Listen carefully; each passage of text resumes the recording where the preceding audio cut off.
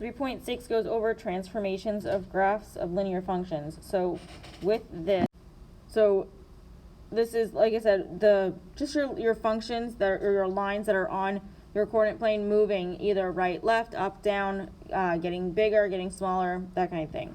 So with these, what I'm mostly worried about is you applying those transformations to the actual function equations, not necessarily you graphing them. Obviously, it would be a good idea if you knew how to graph them, but either way, you're using the transformations that are actually happening to the linear function equation in order to graph.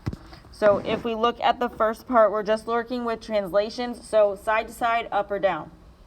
If something goes to the right, the left, up or down, that's what's changing here.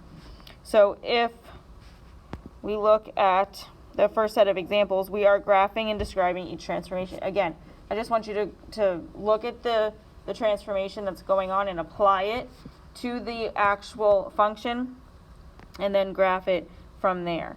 So if we look at example 1a, it tells us to let f of x equal 2x minus 1. Number 1 says to graph g of x is equal to f of x plus 3. So what this means is you're taking that f of x, whatever f of x is equal to, and you're adding 3 to it. So you're literally taking that 2x minus 1 and then adding 3. So g of x is just equal to the 2x minus 1 plus 3. So this, if we get rid of those parentheses, we're just going to have 2x minus 1 plus 3. We combine our like terms, which is the negative 1 and that 3, to get g of x is equal to 2x plus 2. So on our coordinate plane, we would put our first point at that 2 on the y-axis, and then we go up 2 to the right 1. And then you can keep doing this throughout your entire coordinate plane so that you can get a straight line, or you can just use those 2 points to draw your line and extend it throughout your entire coordinate plane.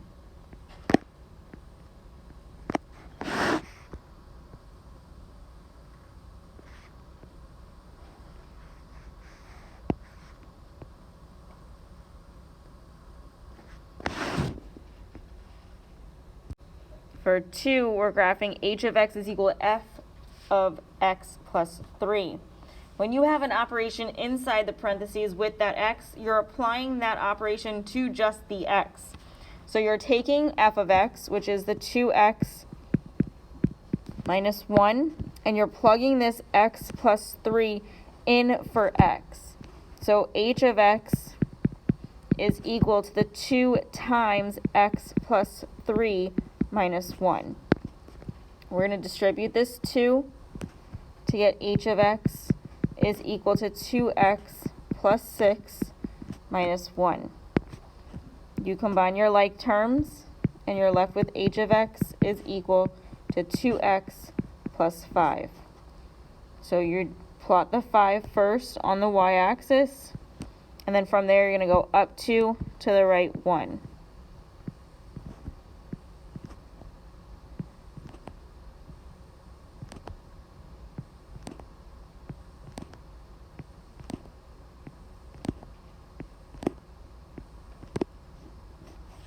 Draw your line through your points. Put your arrows at the top and the bottom, and then you're done.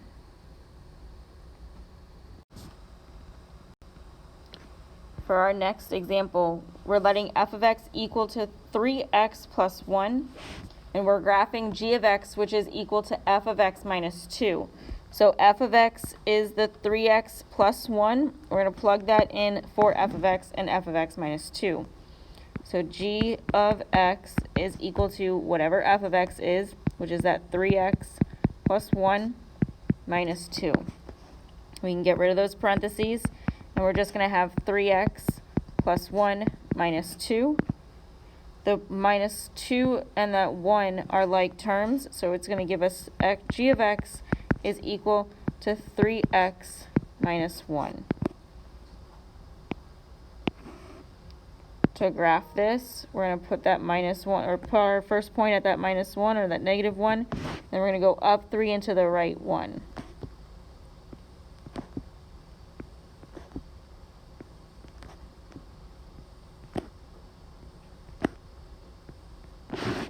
Draw a line through those points.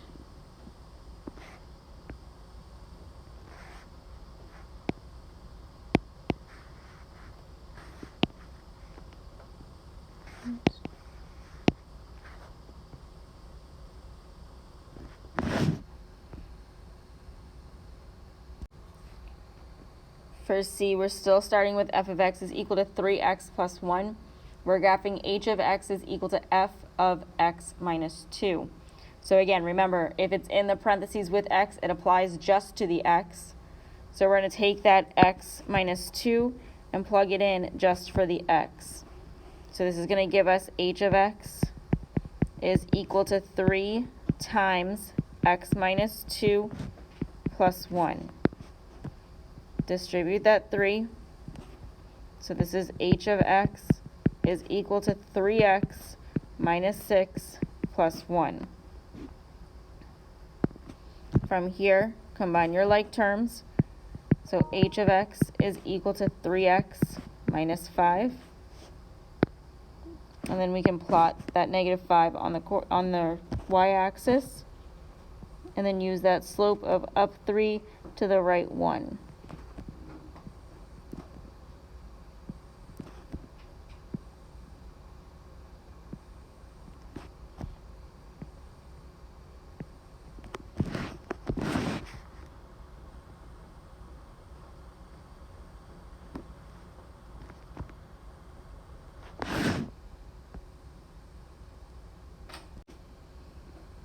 So your next part of your transformations goes over reflections. So you're either going to be reflecting across the x-axis or reflecting across the y-axis. When you do this, it's going to most likely change your slope, not necessarily your y-intercept, but your slope will end up changing. So if we look at example 2, we're given f of x is equal to 1/2 x plus 1. And with number 1, we're graphing g of x is equal to negative f of x. So whatever f of x is, you're plugging in for f of x. So that 1/2 x plus 1, you're going to plug in for f of x and just multiply it by a negative 1. So you're taking the opposite of this 1/2 x plus 1. So g of x is going to equal a negative times f of x. So this entire thing gets plugged in for f of x. So 1/2 x plus 1. We distribute in that negative. So we have g of x is equal to negative 1/2 x minus 1. From here, we can just graph this on our coordinate plane. So that negative 1 goes first. And then we're going to go down 1 to the right 2. So down 1 to the right 2. And then if I go the opposite direction of this, I'm going to do the opposite of going down and go up 1. Opposite of going to the right, go left 2. So up 1 to the left 2.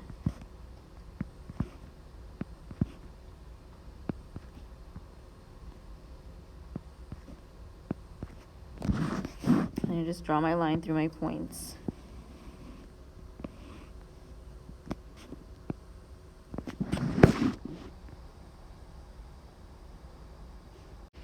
For number 2, we're doing h of x is equal to f of negative x. So again, you're just applying that negative to just the x.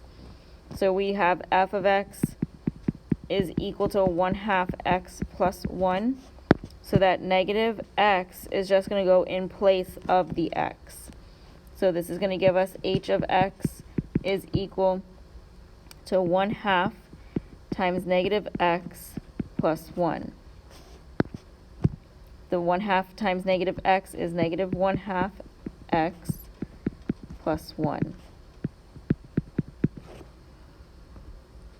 So this one's going to give us a y-intercept of 1. And then we're going to go down 1 to the right 2.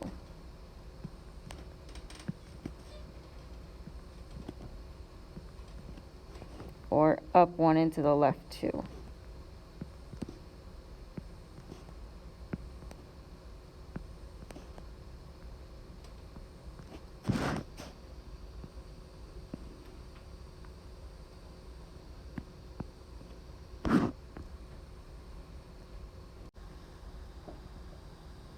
For example B, we're letting f of x equal to negative 4x minus 2.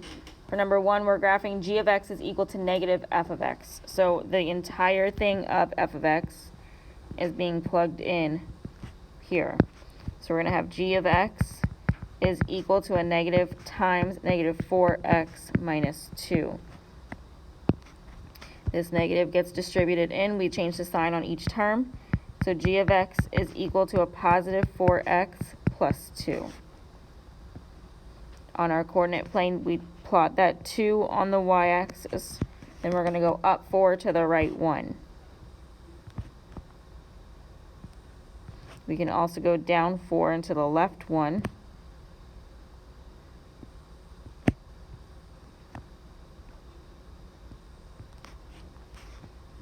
Let me just draw our line.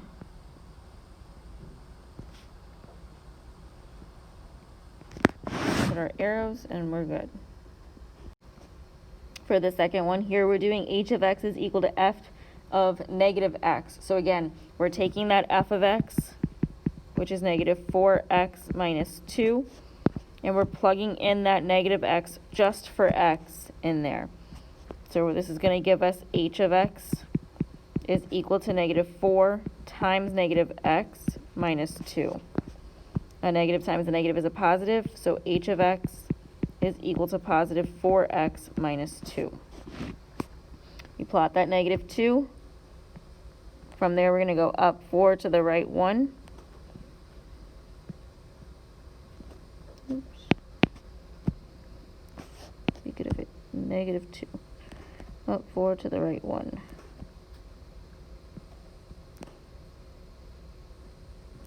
You can also go down 4 into the left 1.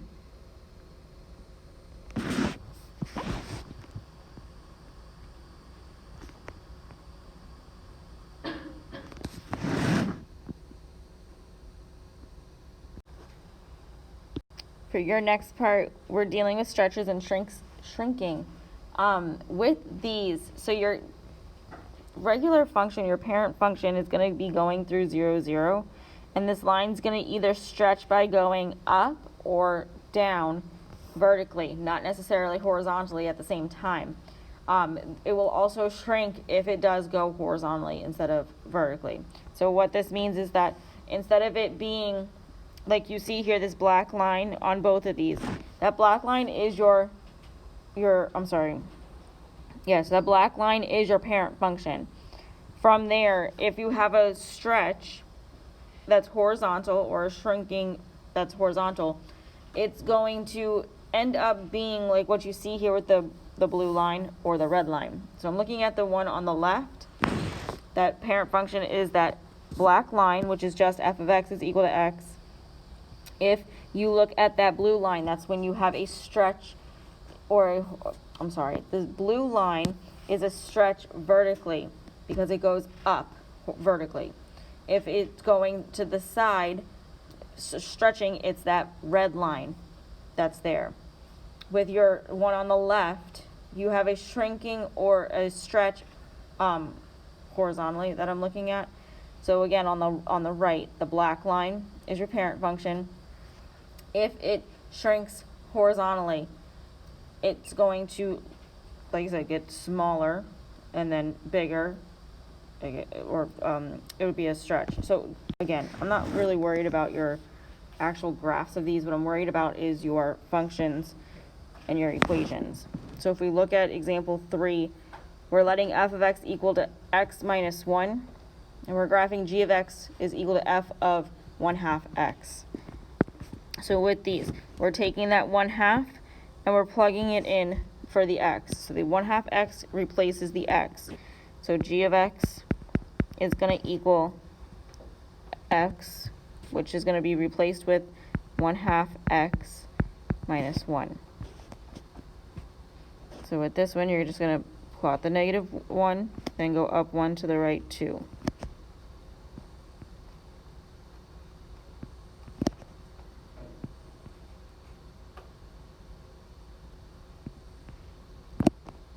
You can also go down 1 to the left 2.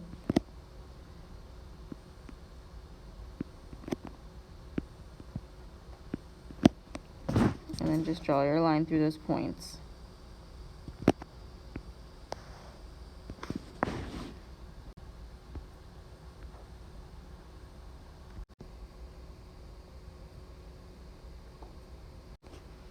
For B, we have f of x is equal to 4x minus 2.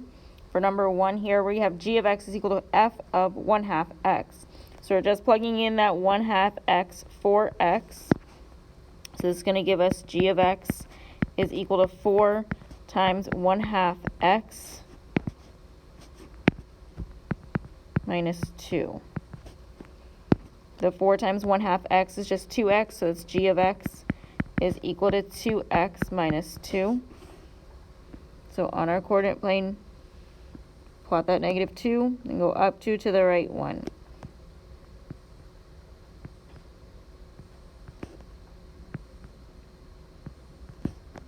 We're down 2 and to the left 1.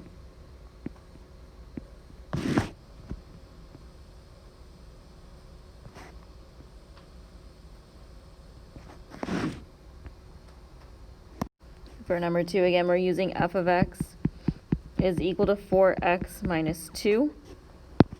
We're going to be doing 2 times f of x. So h of x is equal to 2 times 4x minus 2. We distribute in that 2. So we have h of x is equal to 8x minus 4. We plot our -4. Then we go up 8 to the right 1.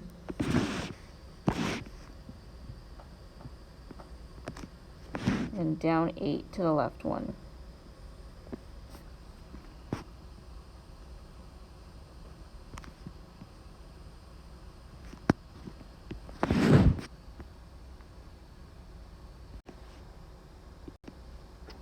For our next example, we have f of x is equal to x plus 2. We're graphing g of x is equal to f of 4 times x. So we're just going to plug that 4x in for x. This is going to give us g of x is equal to 4x plus 2. So we're going to plot the 2 and go up 4 to the right 1.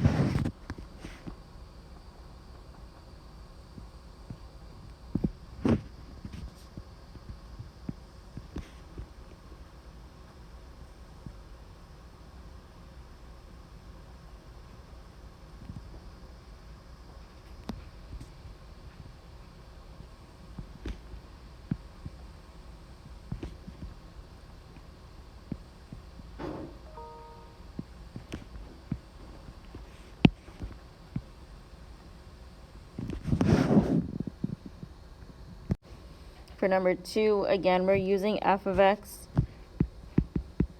is equal to x plus 2. We're graphing h of x is equal to 1/4 f of x. So this is just 1/4. So h of x is equal to 1/4 times whatever f of x is, which is x plus 2. We're going to plug this in. We're going to have h of x is equal to 1/4 x plus 2/4, which is 1/2. So when we plot this on our coordinate plane, we're going to go to 1/2 on that x-axis, and from there we're going to go up 1 to the right 4. Oops. So it's going to be in the middle, having an x value of 4, but in the middle of a y value of 1 and 2. So from there, again, up 1 to the right 2, or right 4, I'm sorry. We can also go down 1 into the left 4.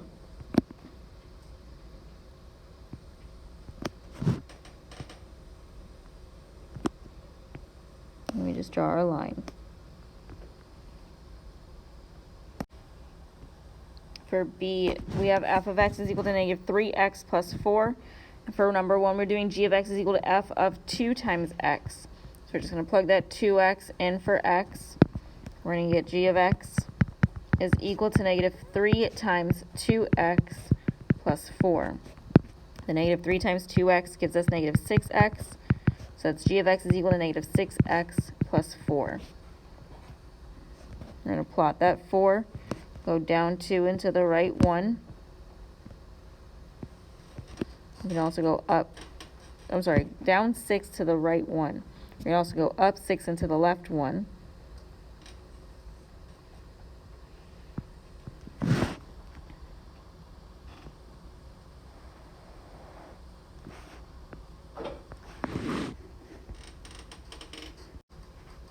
For number 2, again, we're using f of x is equal to negative 3x plus 4.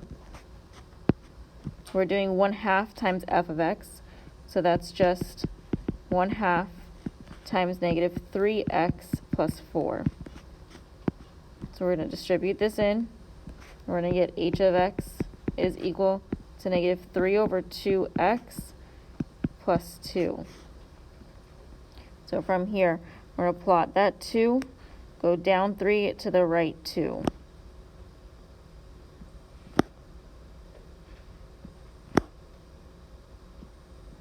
I'm going the opposite way. I'm going to go up 3 into the left 2.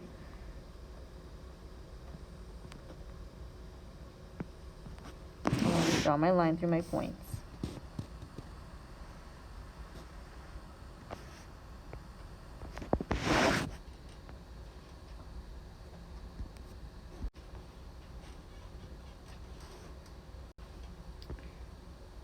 For your next example, we have f of x is equal to x, g of x is equal to negative x plus 3.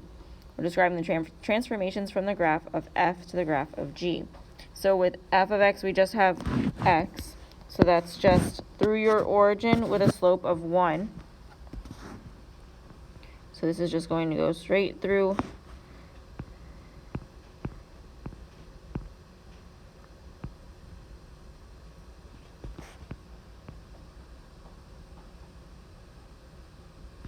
this, and then with g of x, we have negative 2x plus 3, so we're going to have 3 on the y-axis, and then we're going to go down 2 into the right 1.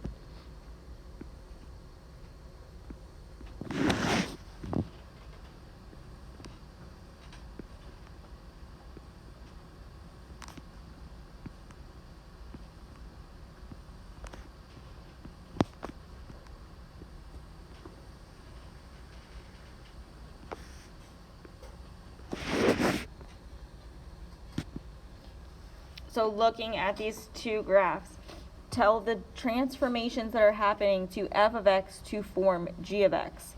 Well, if we look at this, our y-intercept is changing to 3. So this graph is going up by 3. So I'm going to actually rewrite this. G of x is equal to a negative 2x plus 3.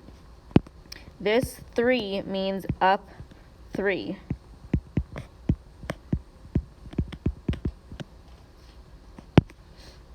This 2 means that we have a vertical or a horizontal stretch or shrinking. I call them compressions instead of shrinks, just because it's, to me, easier to remember. It's what I've always worked with. So when you look at these, that 2 and that negative, the negative is a reflection. So that's easy. Now, which way does it reflect? That's another thing that you got to look at. With this, you have a graph or a line that was like this first. If you are ending with that red line, how did it reflect? Did it reflect across the x-axis, or did it reflect across the y-axis? This is reflecting across the y-axis, since it is moving from, like the top of your line is moving from one quadrant to the one that's next to it. So it is reflecting across the y-axis.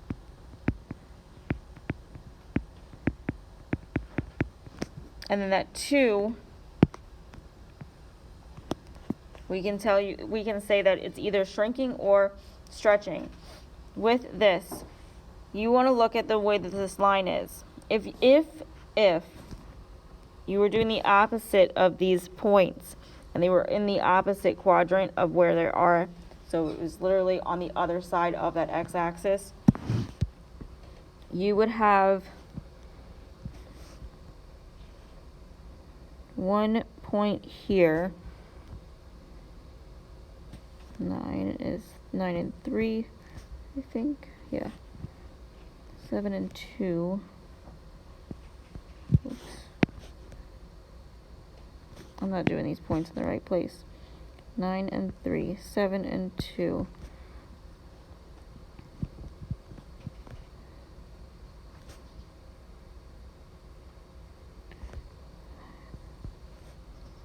Am I doing these right? Hold on. I want to make sure. Yes, okay.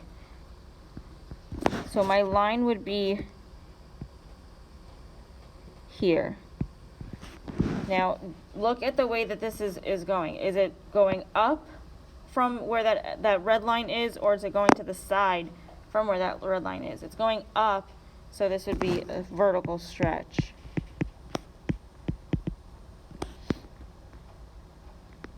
Again, with these, what I want you to be able to do is to take different transformations and apply them to apparent functions, which means if I was telling you to take the f of x is equal to x and apply a reflection across the y-axis, so it would be a negative times f of x, then that's when you'd have to apply your transformation to it.